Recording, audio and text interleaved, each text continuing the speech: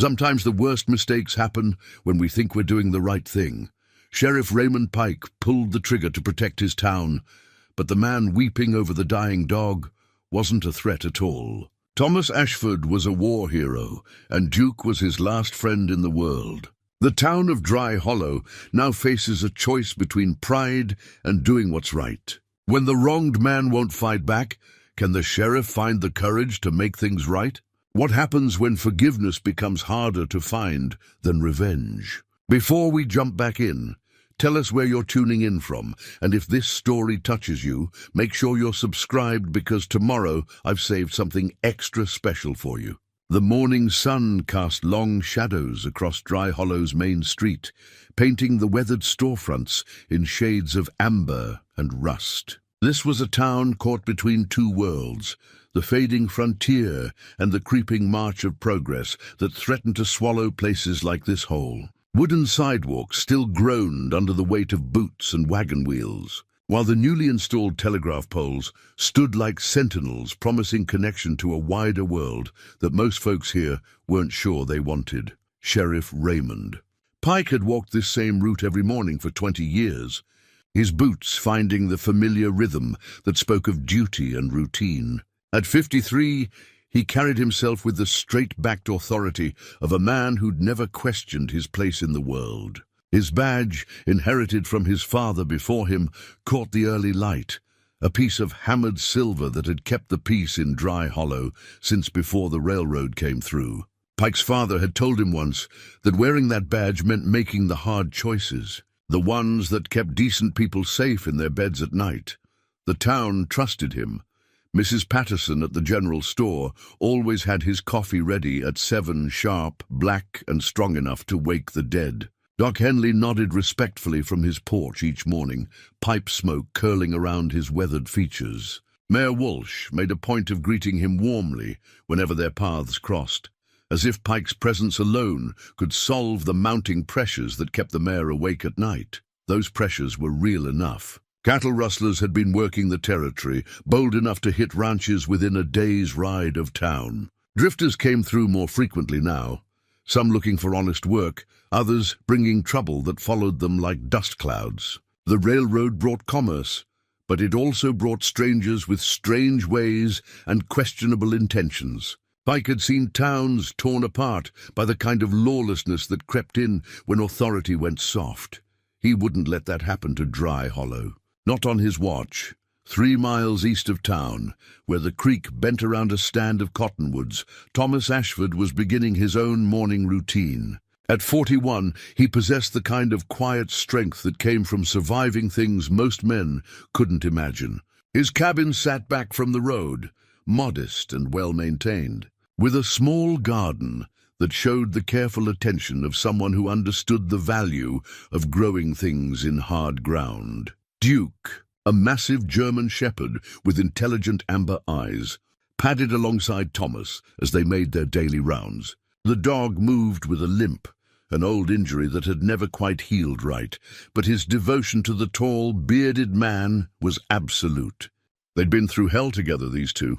Though Thomas rarely spoke of those days to anyone in town, the Congressional Medal of Honor lay hidden in a wooden box beneath Thomas's bed, wrapped in an old shirt that still smelled faintly of gunpowder and blood. He'd earned it during the frontier wars, leading a desperate cavalry charge that had saved an entire unit from certain death.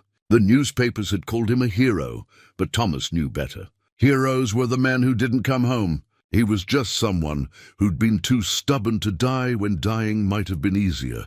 Duke had been there that day, one of several military dogs trained to find wounded soldiers on the battlefield. While Thomas rallied the surviving cavalry, Duke had worked methodically through the carnage, locating 6 men who would have died without his nose for finding life among the dead. The dog had taken shrapnel in his left hip during the fighting, but he'd kept working until every man was accounted for.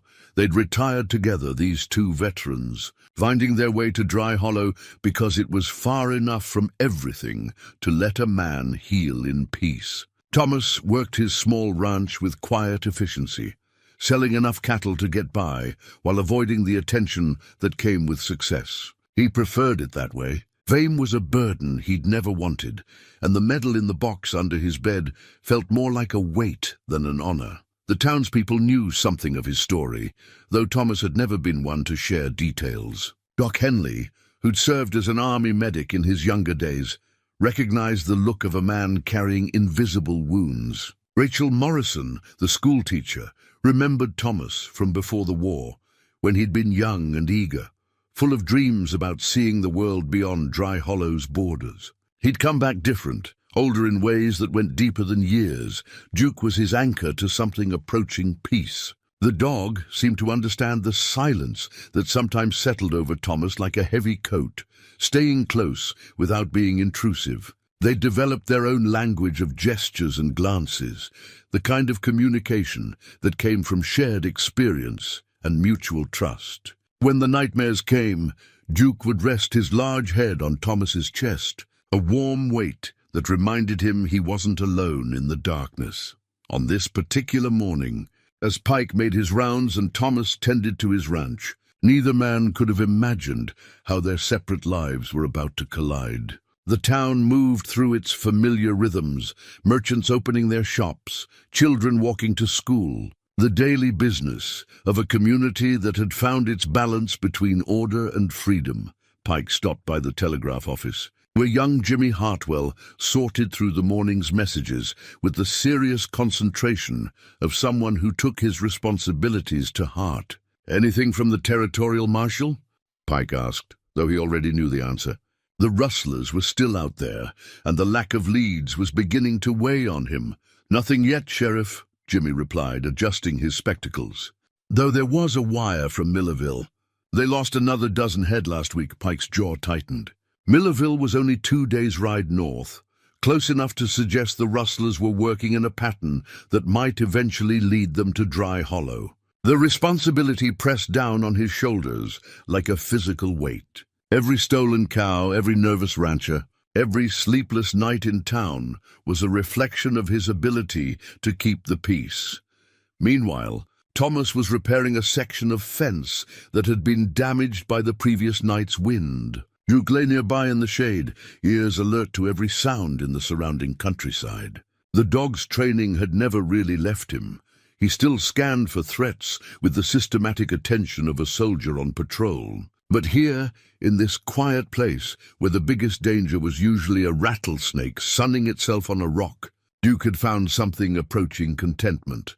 Thomas worked methodically, his hands steady, despite the slight tremor that sometimes came when he was tired. The war had left its marks on his body as well as his spirit, old wounds that ached in cold weather, reflexes that never quite relaxed, a hypervigilance that made sleep difficult.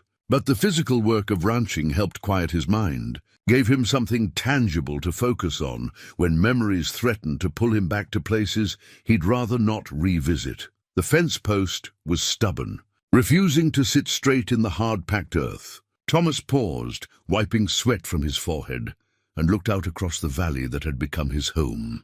Dry Hollow sprawled in the distance like a child's drawing of what a town should be, neat lines of buildings clustered around the main street, smoke rising from chimneys, the whole scene painted in earth tones under the endless blue sky. He'd made peace with this life, or as close to peace as a man like him could expect. The isolation suited him, and the work gave his hands something useful to do. Duke provided companionship without judgment, and the occasional trips to town for supplies gave him just enough human contact to avoid becoming a complete hermit. What Thomas couldn't know was that Sheriff Pike had been watching his place lately, making note of the solitary figure who kept to himself and the large dog that accompanied him everywhere. In Pike's experience, men who avoided company usually had reasons worth investigating. The sheriff's growing anxiety about maintaining order had begun to cast shadows over even innocent behavior. The two men were on a collision course that neither could see coming, their separate worlds about to intersect in ways that would test everything they believed about justice, redemption, and the possibility of healing old wounds. The morning sun climbed higher, shortening the shadows on Dry Hollow's main street, and the day moved forward with the inexorable weight of fate. The incident that would change everything began with something as ordinary as a trip to town for supplies. Thomas had loaded his wagon with the few items he couldn't produce on his ranch: salt, coffee, ammunition for hunting, and a small bag of peppermint candy that he'd developed a fondness for during the long winter evenings. Duke rode beside him on the wagon seat, ears pricked forward at the familiar sights and sounds of their monthly journey to Dry Hollow. It was approaching noon when they reached the outskirts of town, the sun high enough to bleach the color from the dusty streets. Thomas guided the wagon past the residential section, where modest homes sat behind picket fences, their small gardens showing the careful attention of people who understood the value of every green thing in this harsh country. A few children waved from their yards, and Thomas touched the brim of his hat in acknowledgement, though he didn't smile. Social pleasantries had never come easily to him, even before the war. Duke's behavior began to change as they approached the main street. The dog's ears flattened slightly, and he shifted restlessly on the wagon seat, nose working to process scents that Thomas couldn't detect. Years of partnership had taught Thomas to trust Duke's instincts completely. The dog's senses had saved both their lives more times than either cared to remember. "What is it, boy?" Thomas murmured, his own alertness sharpening in response to Duke's unease. The dog whined softly, a sound he rarely made, and Thomas felt the familiar tightness in his chest that came when something wasn't right. Sheriff Pike had been having a difficult morning. The telegram from the territorial marshal had finally arrived, bringing news that the rustlers had struck again, this time hitting a ranch just 30 miles south. The pattern was tightening around Dry Hollow like a noose, and Pike could feel the weight of expectation pressing down on him from every direction. Mayor Walsh had cornered him earlier, speaking in the carefully modulated tones of a politician, trying not to appear openly critical, while making his concerns perfectly clear. "The townspeople are getting nervous." "Raymond," Walsh had said, his pale hands fidgeting with his pocket watch, "they're looking to you to keep them safe. If something were to happen here, if we can't maintain order..." The implied threat hung in the air between them. Pike's authority rested on his ability to protect the community, and everyone knew it. Any sign of weakness, any suggestion that he couldn't handle the challenges facing Dry Hollow, would erode the foundation of respect he'd spent 20 years building. When Pike spotted Thomas's wagon approaching the general store, something in the sheriff's mind clicked into a pattern of suspicion that had been building for weeks. Here was a man who kept to himself, who avoided social contact, who appeared in town just irregularly enough to seem suspicious. The large dog at his side looked alert, possibly aggressive, and Pike's imagination began filling in details that weren't necessarily there.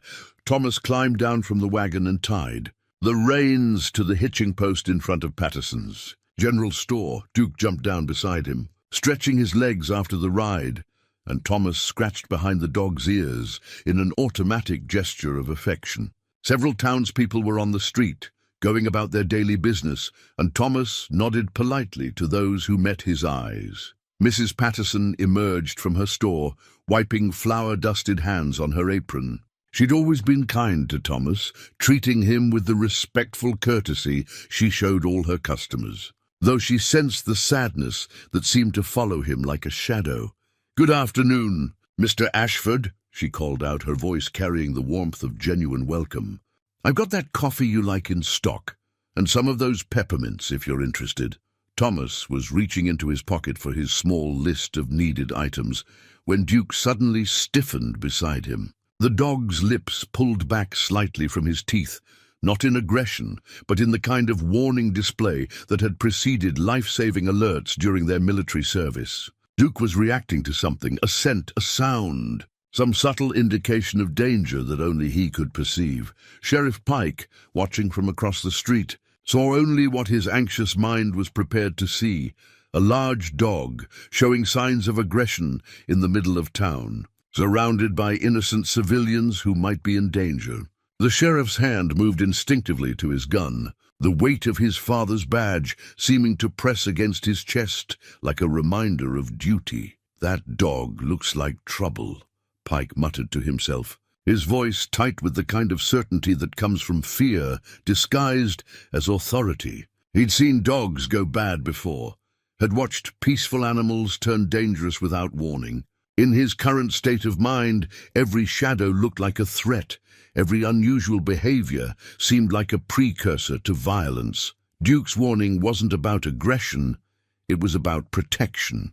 The dog had detected something that triggered his deepest training, the instincts that had made him invaluable on the battlefield. But Pike couldn't see past his own preconceptions, couldn't read the subtle differences between a dog preparing to attack and one preparing to defend. "Hey!" Pike called out, his voice carrying across the street with the sharp authority of a man accustomed to being obeyed.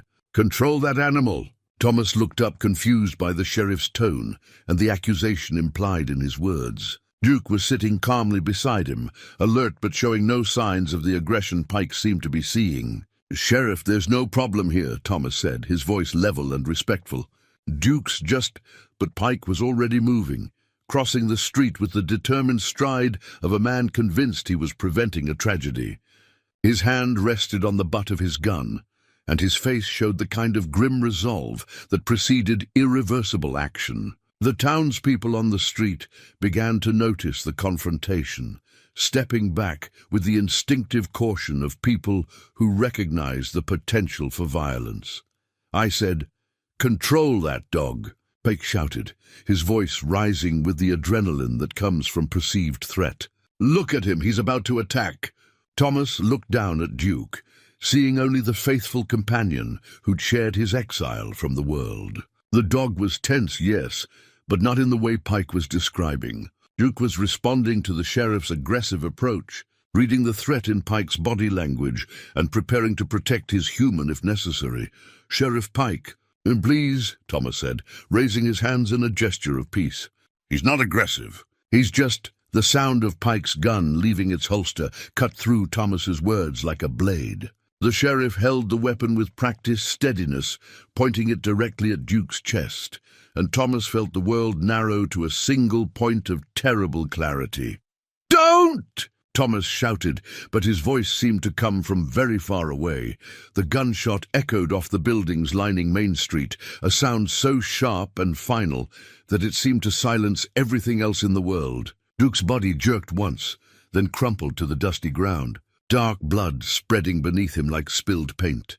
Thomas dropped to his knees beside his fallen companion, his hands shaking as he gathered Duke's head into his lap. The dog's amber eyes looked up at him with the same trust and devotion they'd always shown, even as life began to fade from them. "No, no, no," Thomas whispered, his voice breaking in a way it hadn't since the war. "Duke, stay with me, boy. Please stay with me." The crowd that had gathered stood in stunned silence, watching a man's heart break in real time. Mrs. Patterson had her hand pressed to her mouth, tears streaming down her cheeks. Doc Henley pushed through the crowd, his medical bag in hand. But one look at Duke told him there was nothing to be done. Sheriff Pike stood with his gun still drawn, his face pale, but set in lines of stubborn justification. "The animal was dangerous," he announced to the crowd, though his voice lacked the conviction he was trying to project. "I had to act to protect the community," but even as he spoke the words, Pike could see the doubt in the faces around him. He could see Thomas cradling the dying dog with a gentleness that spoke of deep love, and something cold began to settle in the sheriff's stomach. Duke's breathing grew shallow, then stopped altogether. Thomas remained kneeling in the dust, holding his friend's still body, and the silence that followed was more damning than any accusation could have been. The badge on Pike's chest had never felt heavier. The silence that followed Duke's death seemed to stretch forever, broken only by the sound of Thomas's quiet breathing as he knelt in the dust beside his fallen companion. The crowd that had gathered maintained a respectful distance, their faces showing the kind of uncomfortable witness that comes when tragedy strikes in broad daylight. Doc Henley was the first to move, setting down his medical bag and approaching Thomas with the careful steps of a man who understood grief. "Son," he said softly, his weathered hand coming to rest on Thomas's shoulder. "I'm truly sorry." Thomas didn't look up immediately.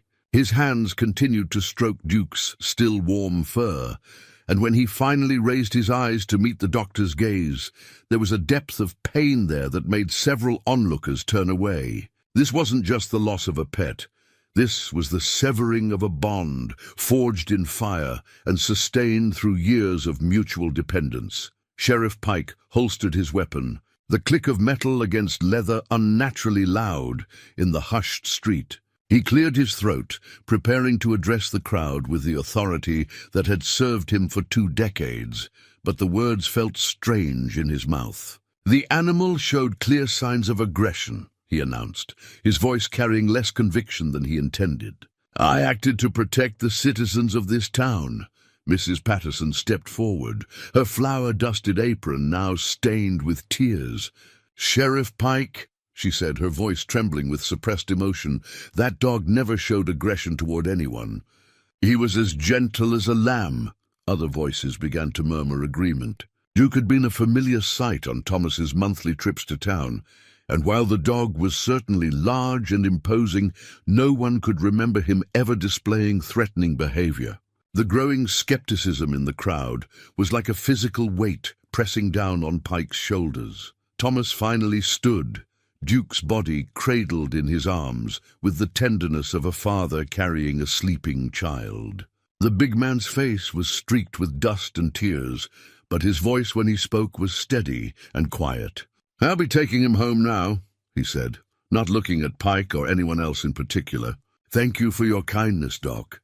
The crowd parted as Thomas carried Duke to his wagon, laying the dog's body gently in the bed among the supplies he'd come to purchase. The mundane items, salt, coffee, ammunition, seemed suddenly insignificant in the face of such profound loss. Thomas climbed onto the wagon seat and took up the reins, his movements automatic and precise despite the tremor in his hands.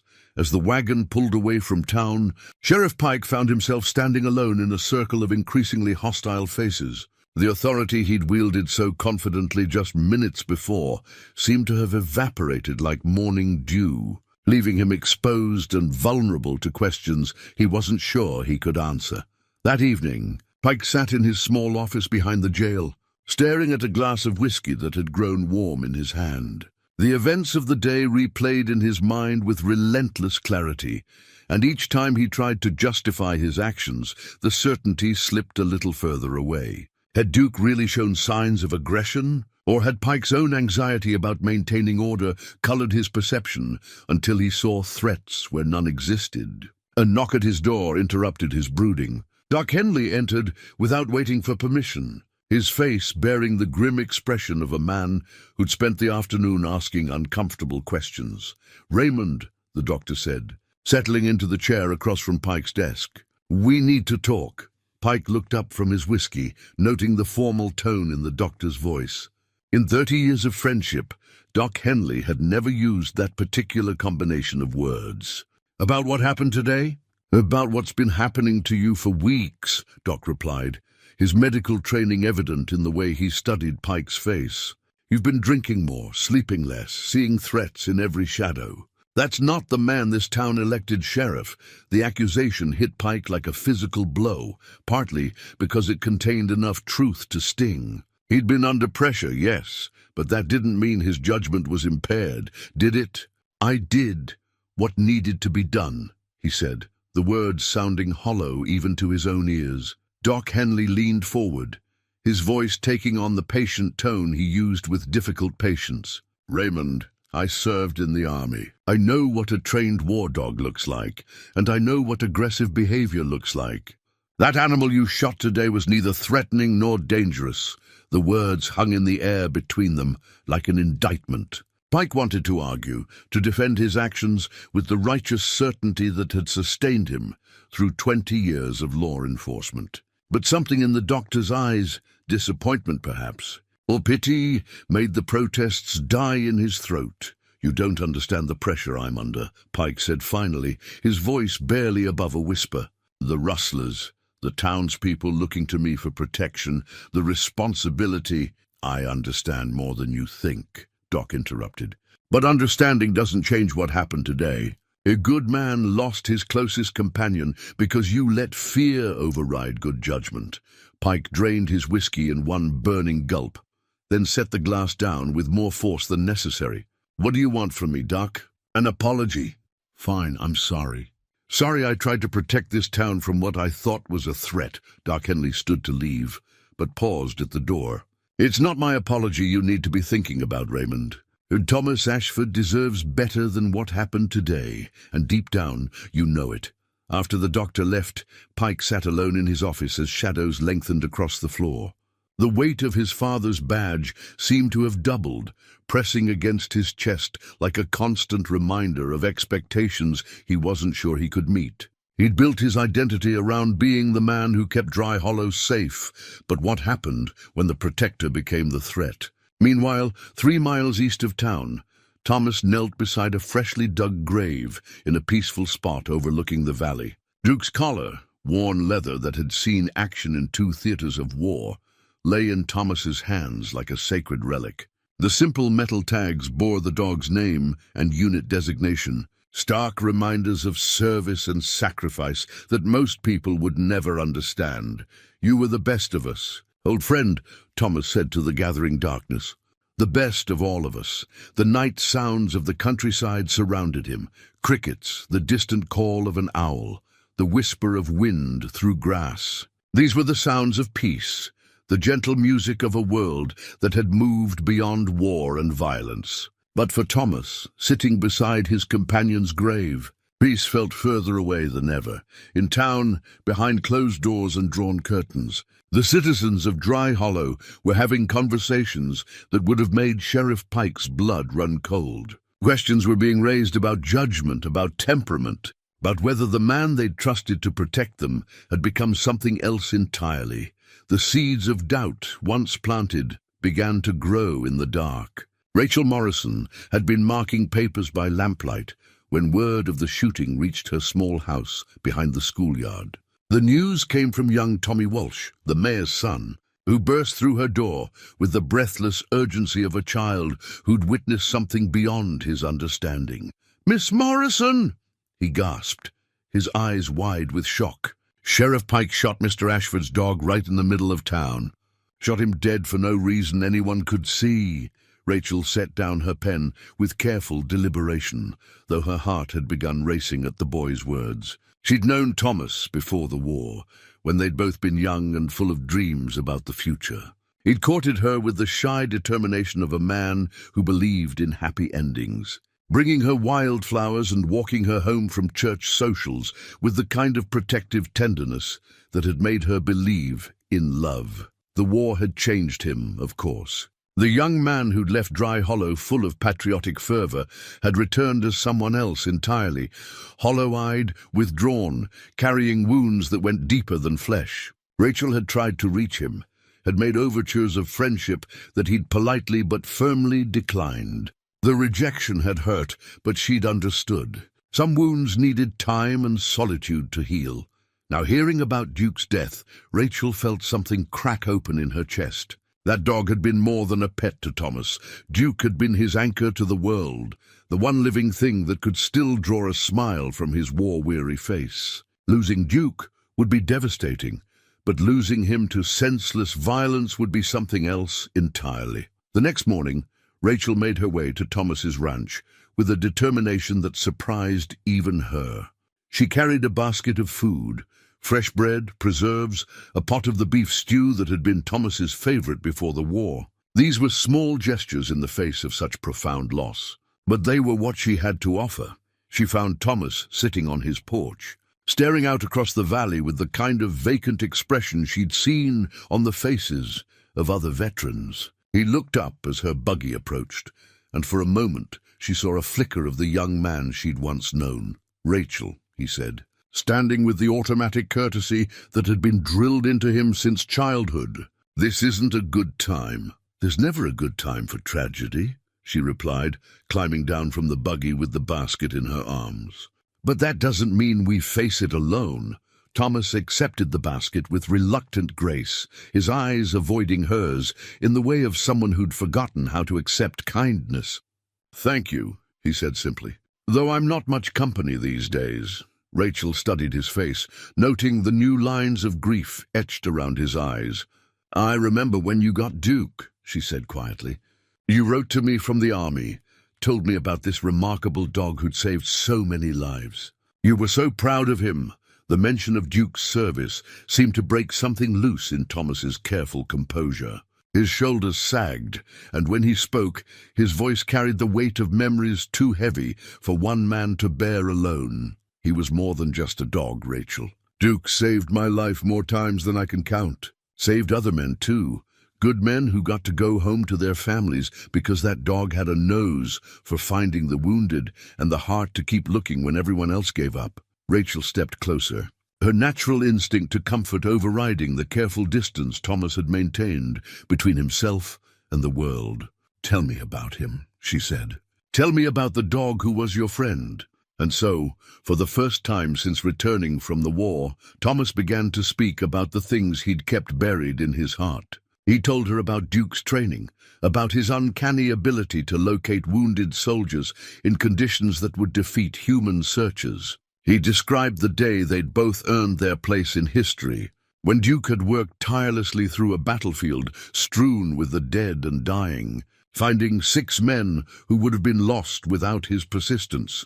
The newspapers called me a hero, Thomas said, his voice thick with emotion. But Duke was the real hero that day. I just pointed him in the right direction and tried to keep up. As Thomas talked, Rachel found herself remembering the young man who'd captured her heart so many years ago. The gentleness was still there, buried under layers of pain and isolation, but real nonetheless. Duke's death had torn open wounds that Thomas had spent years trying to heal. But it had also revealed the depth of love he was still capable of feeling. Back in town, Sheriff Pike was dealing with his own crisis of confidence. The doubts that Doc Henley had voiced were echoing in conversations throughout Dry Hollow, and Pike could feel his authority slipping away like sand through his fingers. Mayor Walsh had called an emergency meeting of the town council, and the subject under discussion was Pike's fitness to continue serving as sheriff. The meeting was held in the back room of Patterson's General Store, behind closed doors that couldn't quite contain the heated voices within. Pike wasn't invited to defend himself, a pointed omission that spoke volumes about how far his standing had fallen in less than 24 hours. The man's been drinking more, complained Harvey Thornton, the town's banker. My wife saw him stumbling out of the saloon last Tuesday, barely able to walk a straight line. And that poor dog, Mrs. Patterson added, her voice tight with suppressed anger. I've seen Duke a dozen times, and he never showed anything but gentle behavior. Sheriff Pike saw what he wanted to see, not what was actually there. Mayor Walsh, ever the politician, tried to navigate between loyalty to an old friend and the demands of public opinion. Now let's not rush to judgment, he cautioned. Raymond Pike has served this community faithfully for 20 years. One mistake, interrupted Doc Henley, his usual calm demeanor cracking under the weight of his convictions. That wasn't a mistake, Harold. That was a man letting fear and paranoia override 20 years of experience. What happens next time when Pike decides someone else looks threatening? The questions hung in the air like smoke, poisoning the atmosphere with doubt and recrimination. Pike's reputation, built over 2 decades of steady service, was crumbling under the weight of a single, terrible decision. Outside, the evening was settling over Dry Hollow with the peaceful quiet that made frontier towns like this seem timeless. But beneath the surface calm, something fundamental had shifted. The shooting of Duke had revealed fractures in the community's foundation, cracks that threatened to widen into something that might never fully heal. At his ranch, Thomas sat with Rachel on his porch as stars appeared in the darkening sky. For the first time since Duke's death, he wasn't alone with his grief, and the simple presence of another human being was both comforting and strange. What happens now? Rachel asked, her voice soft in the darkness. Thomas was quiet for a long moment, considering the question that had no easy answers. I don't know, he said finally. For the first time in my life, I honestly don't know. 3 days after Duke's death, Thomas carved a simple wooden cross from a piece of oak that had fallen during the previous winter's storms. He worked with the patient precision of a man who understood that some tasks couldn't be hurried, his hands finding solace in the familiar rhythm of knife against wood. The cross was plain, unmarked except for Duke's name carved in letters deep enough to withstand years of weather. When Thomas placed the marker at the head of Duke's grave, he didn't expect visitors. The spot he'd chosen was peaceful but remote, overlooking the valley but hidden from the main road by a stand of cottonwoods. It was meant to be a private place where a man could remember his friend without the intrusion of curious eyes. But word of the memorial spread through Dry Hollow with the quiet persistence of all small-town news. It began with Rachel, who mentioned to Mrs. Patterson that Thomas had created a proper resting place for Duke. Mrs. Patterson, still struggling with her own guilt over not speaking up more forcefully during the shooting, shared the information with Doc Henley. From there, the story took on a life of its own. By the end of the week, Thomas was surprised to find fresh wildflowers placed at the base of the cross. Then came a small stone, painted with Duke's name, left by someone who preferred to remain anonymous. A handful of dog biscuits appeared next, wrapped in brown paper with a note that simply read, "For a good dog." Thomas stood beside the grave, holding the note and trying to understand the strange comfort these gestures brought him. He'd spent so many years avoiding human connection that he'd forgotten how healing simple kindness could be. The people of Dry Hollow were reaching out to him in the only way they knew how, acknowledging not just Duke's death, but the injustice of how it had happened. Sheriff Pike, meanwhile, had taken to making his rounds from the shadows. He still wore the badge and carried the authority of his office, but the easy confidence that had once marked his passage through town had vanished. People nodded when he passed, maintaining the bare minimum of courtesy his position demanded, but the warmth was gone. Conversation stopped when he approached, and resumed only after he'd moved beyond earshot. The isolation was eating at Pike like a cancer. He'd never realized how much his identity was tied to the respect and trust of the community until both began to slip away. His father had warned him that wearing the badge meant making hard choices. But he'd never mentioned that some choices would haunt a man long after they were made. It was during one of these solitary patrols that Pike first noticed the pilgrimage to Duke's grave. From a distant hill, he watched through his spyglass as townspeople made their way to Thomas's ranch, some carrying flowers, others bearing small tokens of remembrance. The sight filled him with a complex mixture of emotions, guilt certainly, but also a strange kind of envy for the love and respect Duke had earned in life. The crisis that would force Pike and Thomas into direct cooperation came 3 weeks after the shooting, when the Brennan Ranch reported cattle missing and signs of the rustlers Pike had been dreading. The theft was bold, even by the standards of desperate. 40 head of prime beef taken in broad daylight while the family was in town for supplies. John Brennan rode into Dry Hollow with his hat pulled low and his face set in grim lines. He found Pike in the sheriff's office, nursing a cup of coffee that had gone cold hours earlier. "They hit us yesterday," Brennan announced without preamble. "Took 40 head and left sign pointing south toward the Badlands." Pike looked up from his coffee, noting the accusation in Brennan's eyes. The rancher's posture said clearly that he held the sheriff responsible for not preventing the theft, and Pike couldn't find the words to argue with that assessment. "How many riders?" Pike asked, falling back on the professional questions that might restore some semblance of competence. "Hard to say for certain. At least 6, maybe more. They knew what they were doing, cut out the best stock and left the rest alone." Brennan paused, studying Pike's face with the calculating gaze of a man weighing his options. "I'm organizing a posse. We need every gun we can get." The word "need" carried heavy emphasis, making it clear that Brennan's confidence in Pike's leadership had eroded considerably. The rancher was being polite, but barely, and both men knew it.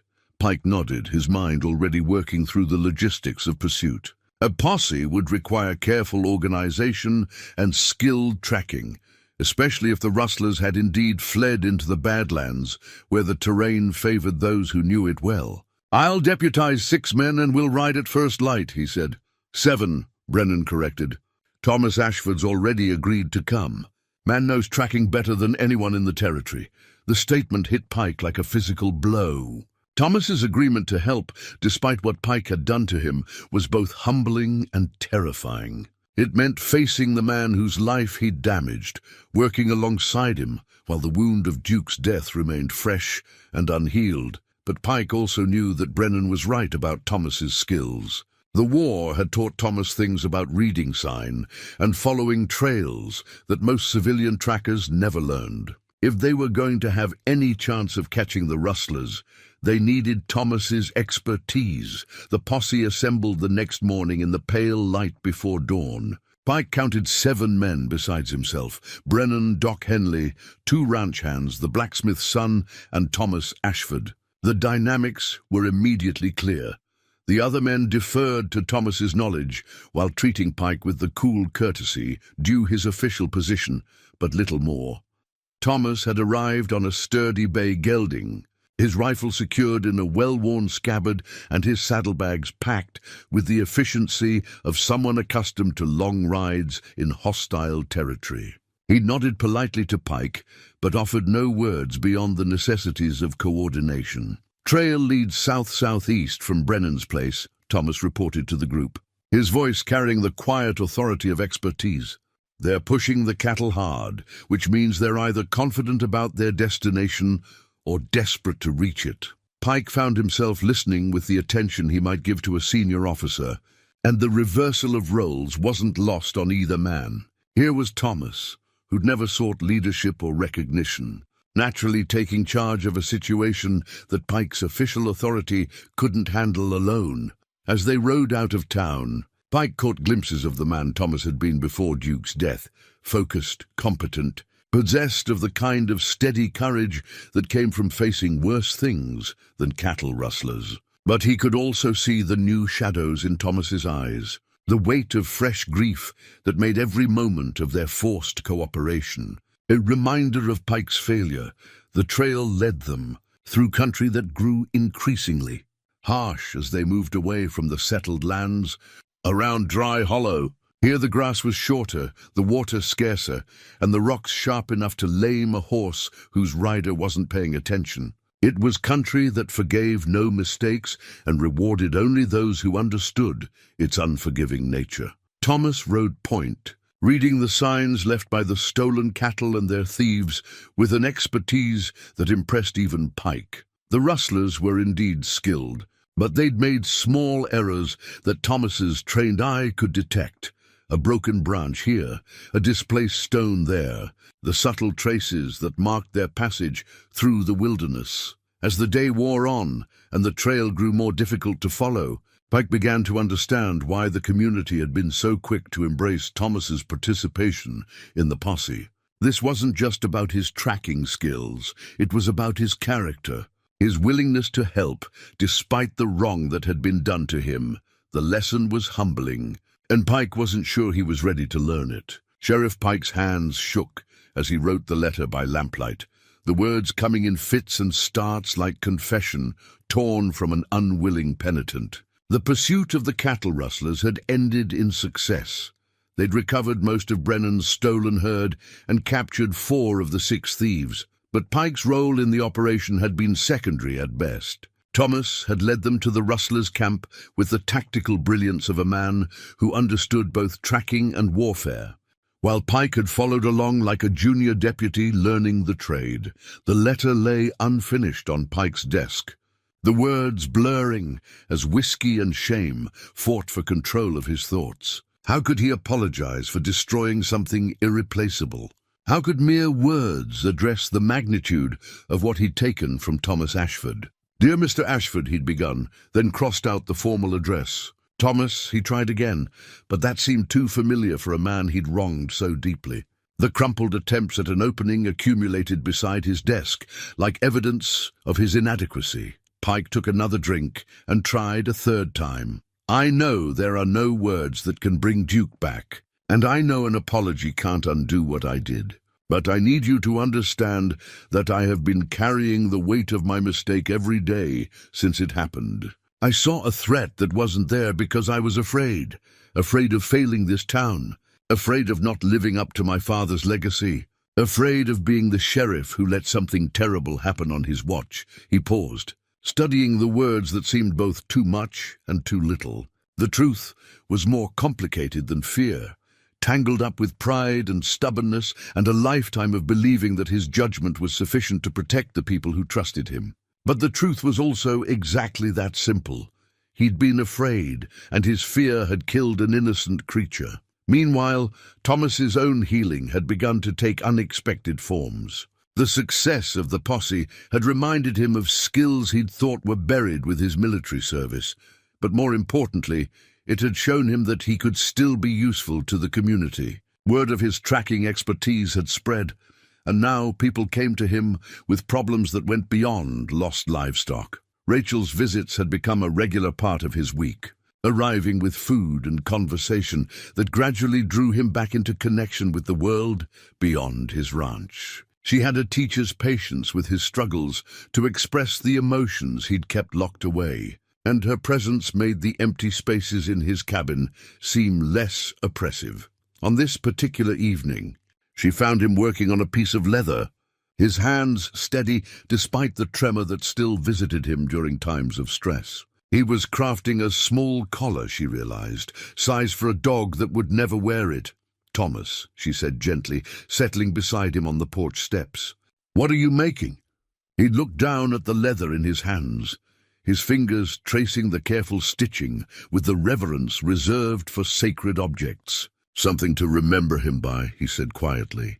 "Duke's collar was buried with him, but I needed something that would last." Rachel studied his profile in the lamplight, noting the way grief and memory played across his features. The war had aged him beyond his years, but Duke's death had revealed reserves of feeling that Thomas had thought were lost forever. "He meant everything to you," she observed. Not as a question, but as simple acknowledgement of truth. Thomas nodded, his throat tight with emotion he was still learning to express. "After the war, when I came back, I couldn't connect with people anymore.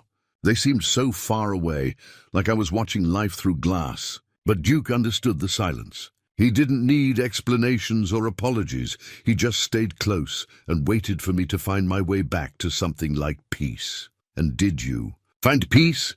The question hung between them in the cooling evening air. Thomas set down the leather collar, his hands suddenly still. "I thought I had, or close enough to it. Duke, in this place, the work of ranching, staying away from complications, it felt like healing. But now..." He trailed off, unable to put words to the complex mixture of grief and possibility that Rachel's friendship had awakened in him. Duke's death had torn open old wounds, but it had also forced him to confront the isolation he'd wrapped around himself like armor. In town, the changes in both men had become a source of constant speculation. Doc Henley observed Pike's deteriorating condition with professional concern and personal disappointment. The sheriff, who'd once commanded respect through competence and fairness, was becoming a cautionary tale about the corrosive effects of guilt and alcohol. The doctor found Pike in the saloon on a Thursday evening, hunched over a glass that wasn't his first of the night. The crowd gave them space, sensing the gravity of the doctor's visit. "Raymond," Doc Henley said, sliding onto the adjacent stool. "We need to talk about your drinking." Pike looked up with eyes that had become habitually defensive. "I'm off duty, Doc. A man's entitled to a drink after a long day." "A drink, yes. But you're well past that point, and we both know it." The doctor's voice carried the authority of someone who'd seen the early stages of self-destruction too many times to ignore. "You're killing yourself by degrees, and it's not bringing Duke back or erasing what happened." The mention of Duke hit Pike like a physical blow, causing him to flinch visibly. "You think I don't know that?" he said, his voice raw with suppressed emotion. "You think I don't see that dog every time I close my eyes? You think I don't hear him dying every time it gets quiet?" Doc Henley leaned closer, his voice dropping to the confidential tone he used with patience in crisis. "Then do something about it." Stop drowning in guilt and start figuring out how to make things right. How? Pike's question was barely above a whisper. How do you make right something that can never be undone? The doctor was quiet for a long moment, considering the complexity of redemption and forgiveness. I don't know, Raymond, but I know drinking yourself to death isn't the answer. Pike stared into his glass, as if it might contain wisdom instead of whiskey. The weight of his father's badge seemed to increase with every drink, every sleepless night, every moment of recognition that his authority rested on a foundation that was crumbling beneath his feet. The town's losing faith in me, he said finally, stating the obvious truth that everyone had been too polite to voice directly. Yes, Doc Henley agreed, seeing no point in false comfort. But that doesn't mean it's too late to earn it back. Thomas Ashford showed remarkable grace during the posse. He worked with you despite what you'd taken from him. There's a lesson there if you're willing to learn it. Pike nodded slowly, though whether he was agreeing with the doctor's assessment or simply acknowledging the hopelessness of his situation remained unclear. The letter he'd been trying to write sat unfinished on his desk, a monument to intentions that couldn't quite overcome the paralysis of shame. Outside the saloon, Dry Hollow settled into its evening rhythms, but the undercurrents of change continued to flow beneath the surface calm. The shooting of Duke had revealed fault lines in the community's foundation, but it had also begun a process of healing that no one could have anticipated. The question was whether Sheriff Pike would find the courage to participate in that healing, or whether his guilt would consume him before redemption became possible. The truth about Duke emerged from an unexpected source, a faded photograph tucked inside Thomas's war journal, discovered by Rachel during one of her visits when Thomas had stepped outside to tend to his evening chores. She hadn't meant to pry, but the journal had fallen open to a page marked with the photograph, and the image it revealed changed everything she thought she knew about the dog Pike had killed. The photograph showed Thomas in his military uniform, younger and harder-faced than the man she knew now. He stood with his cavalry unit, 12 men arranged in formal ranks for what was clearly an official military portrait. But what caught Rachel's breath was the dog sitting at attention in the front row, wearing a harness that bore the distinctive markings of a military working animal. Duke hadn't just been Thomas's companion during the war, he'd been an official member of the unit, a decorated service animal with training and credentials that most civilian lawmen would never encounter. The photograph's caption, written in Thomas's careful script, read, "Duke and the men of the 7th Cavalry, after the Battle of Copper Ridge. 12 lives saved by one dog's determination." When Thomas returned to find Rachel holding the photograph, his face went through a series of expressions: surprise, embarrassment, then resignation. He'd kept Duke's military service private not out of shame, but because explaining it required telling stories about the war that he preferred to leave buried. He was more than just a companion, wasn't he? Rachel asked quietly, her voice filled with new understanding of the magnitude of Pike's mistake. Thomas sat heavily beside her, taking the photograph with the reverence of a man handling a sacred relic. Duke was a certified medical service dog, he said, his voice thick with memories. Trained to locate wounded soldiers on the battlefield, to distinguish between the living and the dead, even in the worst conditions. He saved more lives than any medal could recognize. The story that followed was one of remarkable heroism and partnership. Duke had been trained by the Army's best handlers, selected from hundreds of candidates for his intelligence, courage, and unshakable composure under fire. His record included 12 confirmed saves during the Battle of Copper Ridge, but dozens of other instances where his keen senses had meant the difference between life and death for wounded soldiers. After the war, when they were going to retire him to a civilian family, I couldn't bear the thought of him being separated from everything he'd known, Thomas continued. I petitioned to adopt him, used every favor and connection I had. Duke had earned the right to choose his own peace. Rachel studied the photograph again, noting details she'd missed on first glance. Duke's harness bore ribbons that she now recognized as military decorations, and his posture in the formal portrait suggested the discipline of a soldier rather than the casual obedience of a pet. "Sheriff Pike had no way of knowing," she said, though her voice carried more sadness than forgiveness. "No," Thomas agreed. "But that's what makes it so tragic." Pike saw what he expected to see, a potentially dangerous animal, instead of what was actually there. Duke had been trained to read human distress signals, to approach people who needed help. Pike's agitation would have triggered Duke's rescue instincts, not his aggression. The implications of this revelation rippled through both of their minds. Pike hadn't just killed a beloved pet, he'd killed a war hero, an animal whose service record would have commanded respect from any military officer.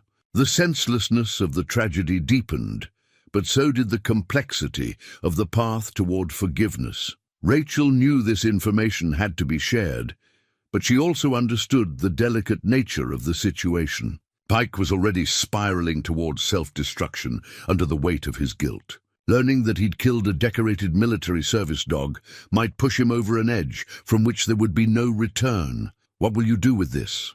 she asked, indicating the photograph and the story it represented. Thomas was quiet for a long moment, his fingers tracing Duke's image with the gentleness he'd once shown the living animal. "I don't know," he admitted. "Part of me thinks people should know what Duke really was, what his service meant. But another part of me worries about what this knowledge would do to Pike." The moral complexity of the situation weighed heavily on both of them. Revealing Duke's true nature would vindicate Thomas in the eyes of the community and expose the full magnitude of Pike's error. But it might also destroy whatever remained of the sheriff's sanity and self-respect. 3 days later, the decision was taken out of Thomas's hands when Doc Henley arrived at his ranch with news that Sheriff Pike had been found unconscious in his office, a half-empty bottle of laudanum beside him, and Thomas's war journal spread open on his desk. "He broke into your place last night," Doc Henley explained, his face grave with concern. "Took the journal and spent the night reading it. When I found him this morning, he was mumbling about medals and heroes and how he'd killed the best of them all." Thomas felt the blood drain from his face. Pike had not only violated his privacy, but had discovered Duke's military record in the worst possible way. Alone, drunk, and consumed with guilt that was already eating him alive. "Is he going to live?" Thomas asked, surprised by his own concern for the man who'd caused him such pain. "Physically, yes, but mentally," Doc Henley shook his head. "He's broken, Thomas, completely broken. He keeps asking for you, saying he needs to make it right before it's too late."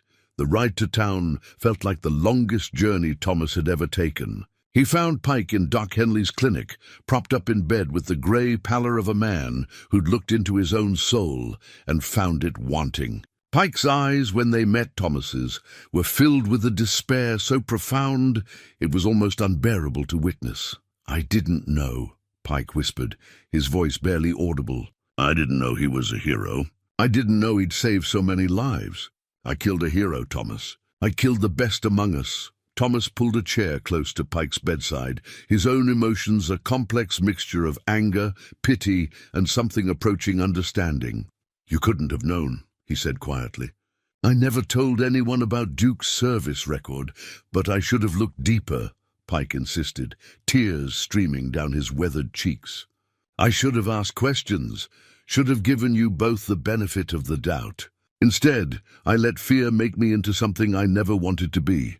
The sight of Pike's complete breakdown stirred something unexpected in Thomas's heart. This wasn't the arrogant lawman who'd gunned down his companion. This was a fellow human being drowning in remorse, destroyed by the recognition of what his hasty judgment had cost.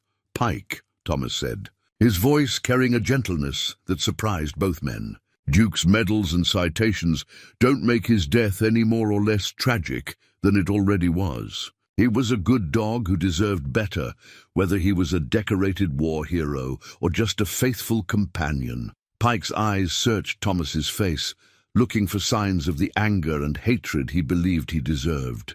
Instead, he found something infinitely more powerful and healing, compassion from the very man he'd wronged most deeply. "How can you not hate me?" Pike asked, his voice breaking on the words. "How can you sit there and show me kindness when I took away the thing you loved most in the world?" Thomas was quiet for a long moment, considering the question that went to the heart of forgiveness and redemption. When he spoke, his words carried the weight of hard-won wisdom. "Because hating you won't bring Duke back," he said simply, "and because I've seen enough hatred in my lifetime to know it destroys the one who carries it more than the one it's aimed at. Duke wouldn't want me to become bitter over his death. He'd want me to find a way to heal." The conversation that followed was unlike anything either man had experienced, a raw, honest examination of guilt, responsibility, and the possibility of redemption. Pike spoke about his fears, his desperate need to live up to his father's legacy, his growing paranoia about threats that existed more in his imagination than in reality. Thomas listened with the patience of someone who understood the weight of carrying invisible wounds. When Mayor Walsh arrived at the clinic that evening, he found the two men in quiet conversation, Pike's confession having evolved into something approaching reconciliation. The mayor had come to discuss Pike's resignation, a formality that the town council had agreed was necessary, but the scene he encountered gave him pause. "Gentlemen," Walsh said carefully, his political instincts sensing undercurrents he didn't fully understand, "I trust you're both managing this difficult situation with appropriate gravity." Thomas looked up at the mayor, then back at Pike, who was watching him with the desperate hope of a man seeking absolution. In that moment, Thomas made a decision that would reshape not only his own future, but the future of Dry Hollow itself. "Mayor Walsh," Thomas said, his voice carrying the quiet authority that had marked his military leadership, "I think it's time the community learned the whole truth about what happened. All of it. The revelation of Duke's military service sent shockwaves through Dry Hollow that reverberated far beyond the town's borders. When the full story emerged, the decorated war dog, the life-saving medical training, the dozen men who owed their lives to Duke's courage and determination, the community's understanding of the tragedy shifted dramatically. Pike's error was revealed not just as a mistake in judgment, but as the destruction of a genuine hero whose service deserved recognition and remembrance. The weight of that knowledge pressed down on everyone who heard it, but heaviest of all on the sheriff who had pulled the trigger. The weight of knowing Duke's true nature had transformed Sheriff Pike's guilt into something approaching despair. 3 days after his discovery of Thomas's war journal, Pike sat alone in his small house behind the jail, staring at the service revolver his father had carried for 30 years. The weapon lay on the kitchen table like an accusation, its polished surface reflecting the lamplight with cold indifference. The letter he'd been trying to write to Thomas remained unfinished, the words seeming more inadequate with each passing hour. How could mere language express the magnitude of what he'd destroyed? Duke hadn't just been a companion, he'd been a living monument to courage and service. A hero whose story deserved to be told in halls of honor rather than whispered in regret. Pike's hands shook as he reached for the revolver, the metal cold against his palm. The easy solution beckoned like a dark promise. One bullet would end the pain, would spare the community the embarrassment of a sheriff who'd fallen so far from grace. His father had taught him that a man took responsibility for his mistakes, but some mistakes were too large for any living person to carry. The sound of footsteps on his porch interrupted Pike's dark contemplations. He quickly pushed the gun aside as a knock came at his door, followed by a familiar voice calling his name. "Sheriff Pike? It's Thomas Ashford. We need to talk." Pike's blood turned to ice. The last person he expected or felt worthy to face was standing outside his door, and there was nowhere to hide from the confrontation he'd been dreading. With trembling hands, he opened the door to find Thomas standing in the evening light, his face grave but not hostile. "May I come in?" Thomas asked, and Pike stepped aside wordlessly, unable to trust his voice. The two men sat across from each other at Pike's small table, the revolver now hidden in Pike's lap like a guilty secret. Thomas's eyes took in the details of the sheriff's decline, the unwashed clothes, the empty bottles, the hollow-eyed desperation of a man at the end of his rope. "I know you've been thinking about that gun," Thomas said quietly, his voice carrying the matter-of-fact tone of someone who'd faced similar darkness. "Doc Henley told me about your condition when he found you. The laudanum, the journal, the things you said about not being able to live with what you'd done." Pike's grip tightened on the hidden weapon, surprised by Thomas's directness. "You don't understand." "I understand better than you think," Thomas interrupted, his voice gentle but firm. "I've been where you are. Pike, after the war, when I first came back, I spent months with a loaded gun beside my bed, thinking about how easy it would be to just end the nightmares. The revelation hung in the air between them. Two veterans recognizing the shared territory of despair. Pike raised his eyes to meet Thomas's gaze, seeing something he hadn't expected, understanding rather than condemnation. "The difference," Thomas continued, "is that I hadn't hurt anyone else. My demons were internal, battles with memory and guilt that belonged only to me. But you're carrying something heavier, the knowledge that your actions took a life that didn't deserve to be lost." Pike's control finally broke, tears streaming down his face as the words he'd been holding back poured out in a torrent of confession and self-recrimination. "I killed him, Thomas. I killed a hero because I was too afraid and too proud to look past my own fears. Duke saved 12 men's lives, and I ended his because I couldn't tell the difference between aggression and concern." Thomas listened without interruption, allowing Pike to purge himself of the poison that had been eating him alive. When the sheriff's words finally ran out, Thomas spoke with the measured cadence of someone who'd learned hard lessons about survival and redemption. "Duke's death was a tragedy," he said simply, "but your death won't bring him back. It will only create another tragedy, another family destroyed, another life wasted because healing seemed harder than dying." Pike looked up in confusion. "Family? I don't have—" "You have this town," Thomas interrupted. "The people who've depended on you for 20 years, who still need you despite your mistakes. You have the chance to honor Duke's memory not through self-destruction, but through the kind of service he represented." The conversation that followed stretched deep into the night, two men sharing the kinds of truth that emerge only in moments of absolute honesty. Thomas spoke about his own struggles with survivor's guilt, about the weight of being called a hero when so many better men had died.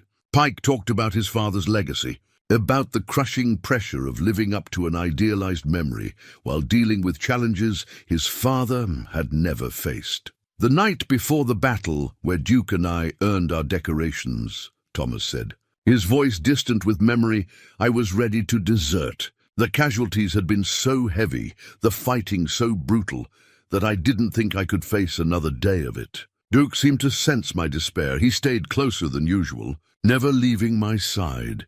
Pike listened with the desperate attention of a drowning man reaching for a lifeline. "When morning came and the attack began, I fought not because I was brave, but because Duke was counting on me. He'd found wounded men in impossible places under fire that would have sent most soldiers running. If that dog could show that kind of courage, how could I show less?" Thomas paused, studying Pike's face in the lamplight. "Duke saved my life not just by finding me when I was wounded, but by showing me what it meant to keep going when everything seemed hopeless. His death doesn't have to be meaningless if it teaches us the same lesson."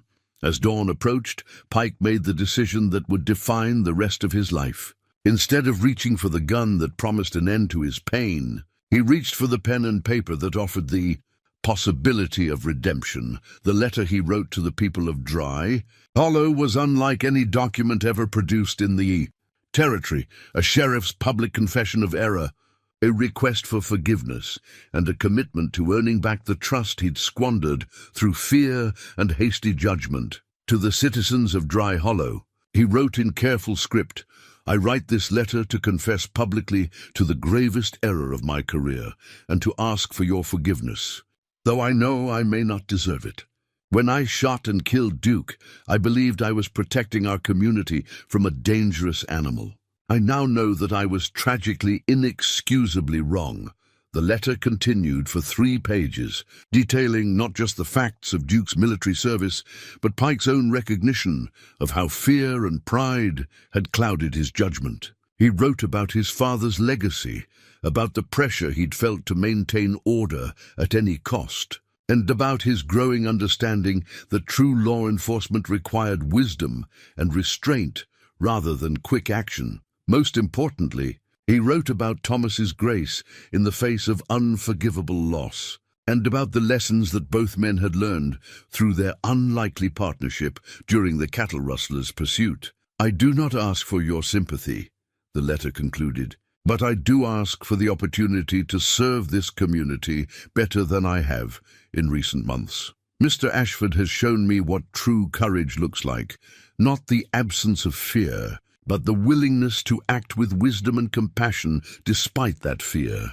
If you will allow me to continue as your sheriff, I promise to honor the memory of Duke and the service he represented by becoming worthy of the badge I have worn for 20 years. When Thomas read the finished letter, he found himself moved by Pike's honesty and humbled by the references to his own role in the sheriff's transformation. The man who'd sat across from him, with a loaded gun just hours earlier, had found the strength to choose a different path, the harder path of living with his mistakes while working to transcend them. The decision of what to do with Pike's confession would rest with the community, but Thomas knew that the act of writing it had already begun the process of redemption for both men. Duke's death had been a tragedy, but perhaps it could also become the catalyst for something better, a reminder that even the deepest wounds could heal if approached with patience, wisdom, and grace.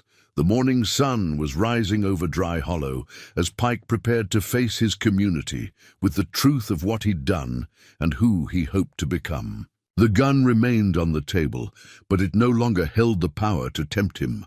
He'd chosen the harder path, the one that led toward redemption rather than escape. Thomas stood beside him as they prepared to walk to the town square, where the community would gather to hear Pike's confession.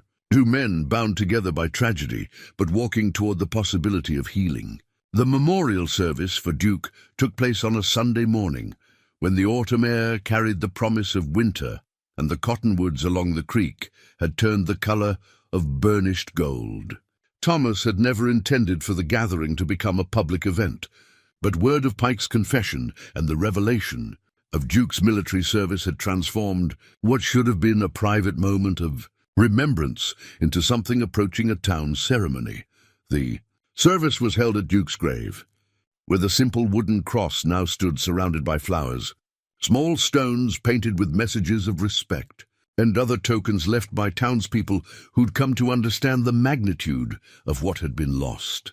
Rachel had helped organize the gathering, working with Mrs. Patterson and Doc Henley to create a program that honored both Duke's service and the community's need for healing. Thomas stood beside the grave wearing his only good suit, his war medals pinned to his chest for the first time since returning from the frontier campaigns. The Congressional Medal of Honor caught the morning sunlight, a reminder of heroism that felt both distant and immediate. Beside him, Rachel held a small bouquet of wildflowers, her presence a steady comfort in a moment that threatened to overwhelm his carefully maintained composure. The crowd that had gathered was larger than anyone had expected. Ranchers had ridden in from miles around, drawn by the story of Duke's heroism and the unusual circumstances of the memorial. Town residents stood shoulder to shoulder with cowboys, merchants beside homesteaders, all united by a shared recognition of loss and the hope for redemption.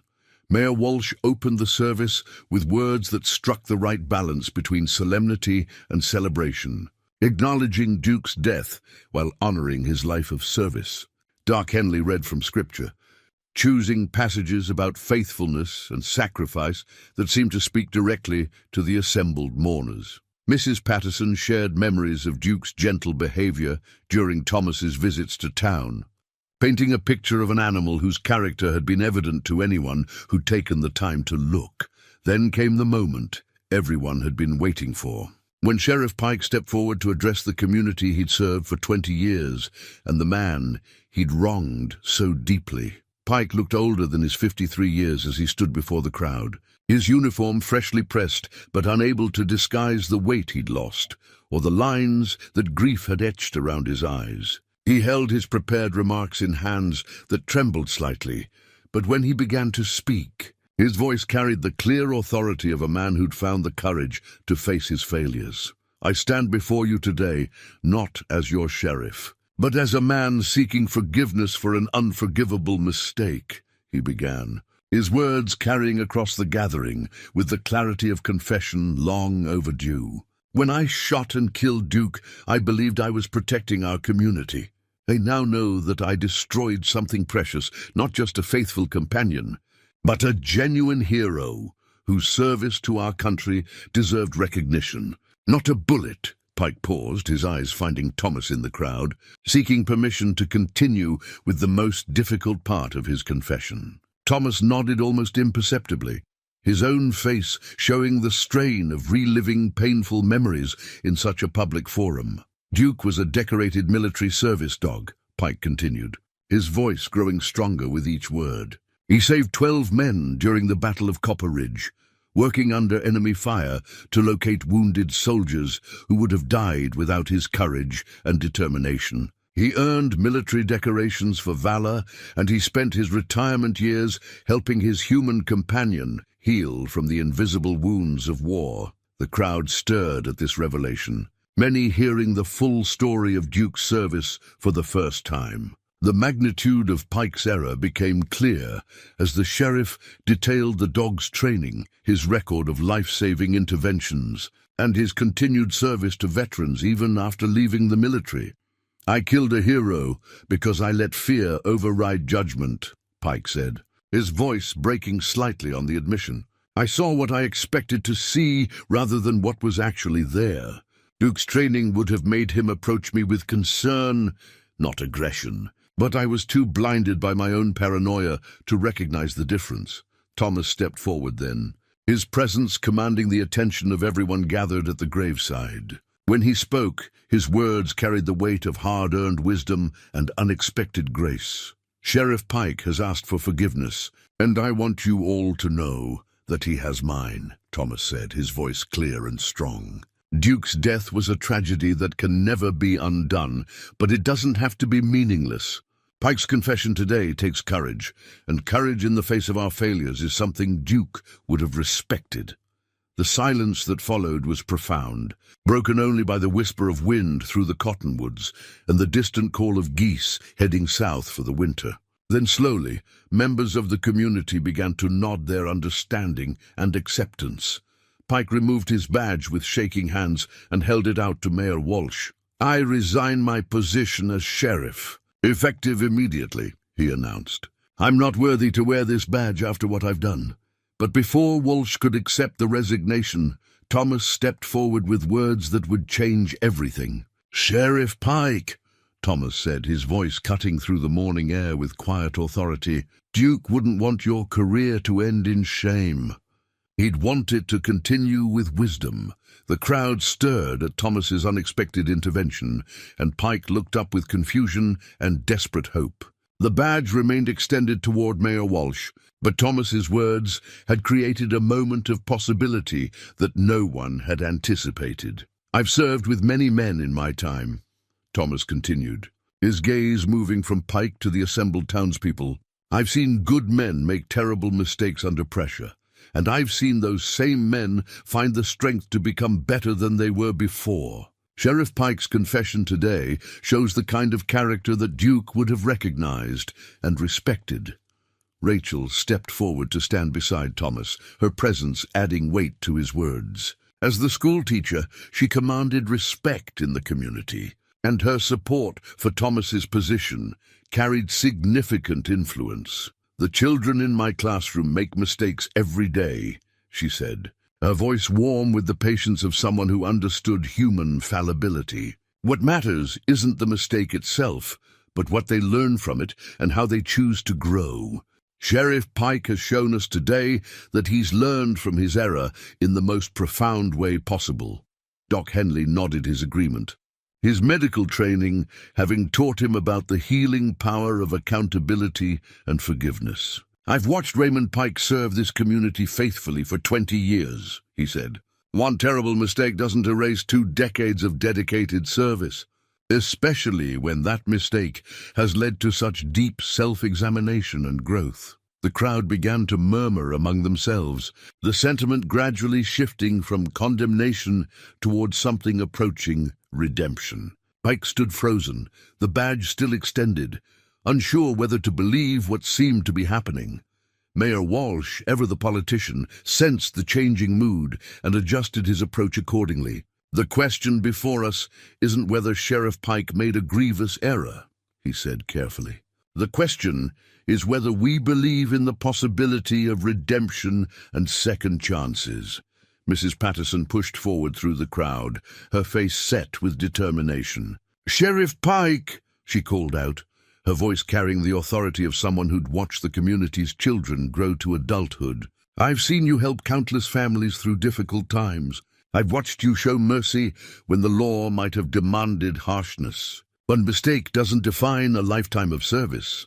Other voices began to join hers, townspeople sharing memories of Pike's compassion and dedication over the years. John Brennan spoke about Pike's leadership during the cattle rustler crisis, noting how the sheriff had deferred to Thomas's expertise without letting pride interfere with the mission.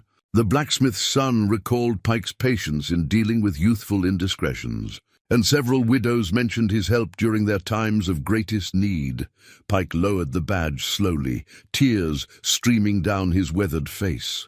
"I don't deserve your forgiveness," he said, his voice thick with emotion. "What I did was unforgivable. Forgiveness isn't about what we deserve," Thomas replied, his own voice gentle with understanding. "It's about what we choose to give, and what we choose to do with the grace we receive." Duke saved lives because it was his nature to help, not because those lives necessarily deserved saving. The least we can do is honor his memory by showing the same kind of unconditional service. The memorial service had transformed into something none of them had expected, a moment of community, healing that went far beyond honoring Duke's memory. In confronting Pike's failure and choosing forgiveness over condemnation, the people of Dry Hollow were discovering their own capacity for grace. Mayor Walsh stepped forward, his political instincts finally aligned with genuine sentiment. "Sheriff Pike, on behalf of the town council and the citizens of Dry Hollow, I believe the community would be better served by your continued service than by your resignation. However, I propose that you serve for the remainder of your term under the supervision of a deputy sheriff chosen by this community." The crowd turned to look at Thomas, the obvious choice for such a position, but he shook his head with a gentle smile. "I'm not meant to wear a badge," he said. "My service takes different forms, but I know someone who would serve this community well in that capacity." Before anyone could ask who he meant, Thomas surprised everyone by suggesting that the community look beyond Dry Hollow for their new deputy. "There's a young officer in the territorial capital who's looking for a chance to serve a community that values wisdom over quick action. His name is James Crawford, and he served under me during the frontier campaigns. He understands what it means to make life-and-death decisions, and he has the temperament to serve as a steadying influence." Pike looked up with something approaching hope. The idea of serving under supervision, of having someone to help guide his decisions and check his impulses, felt not like punishment, but like salvation. "I would welcome such an arrangement," he said, his voice steady for the first time in weeks. The crowd's murmur of approval sealed the decision. Sheriff Pike would continue in his role, but with the humility that comes from recognizing one's own fallibility and the wisdom that emerges from genuine accountability. As the memorial service concluded, Thomas knelt beside Duke's grave one final time, placing a small American flag next to the wooden cross. "Rest easy, old friend," he whispered. "Your last mission was the most important one of all." 1 year later, Dry Hollow had transformed in ways both subtle and profound.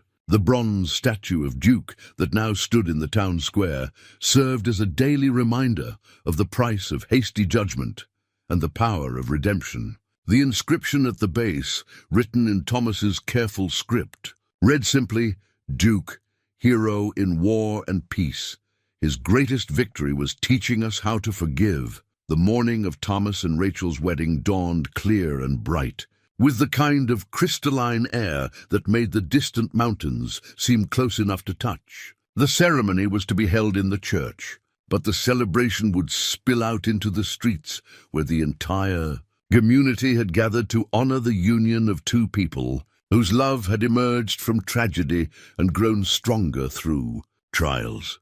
Thomas stood at the altar wearing his dress uniform, the same one he'd worn in the photograph with Duke and his cavalry unit. The Congressional Medal of Honor caught the light streaming through the church's simple windows, but today it felt less like a burden and more like a bridge between past and future. Beside him, Deputy James Crawford served as his best man, the young officer having become both a trusted colleague and a genuine friend in the months since his arrival in Dry Hollow. Sheriff Pike sat in the second row, wearing his freshly pressed uniform with the quiet dignity of a man who'd found peace with his limitations and strength in his accountability. The year of serving under Crawford's steady guidance had restored both his confidence and the community's trust, though he would never again make a significant decision without seeking counsel from others. Rachel walked down the aisle in a simple white dress, her face radiant with the joy of a woman who'd waited years for love to find its way back to her. Her students had scattered flower petals along her path, and their excited whispers filled the church with the kind of innocent delight that made even the most solemn occasions feel touched by grace.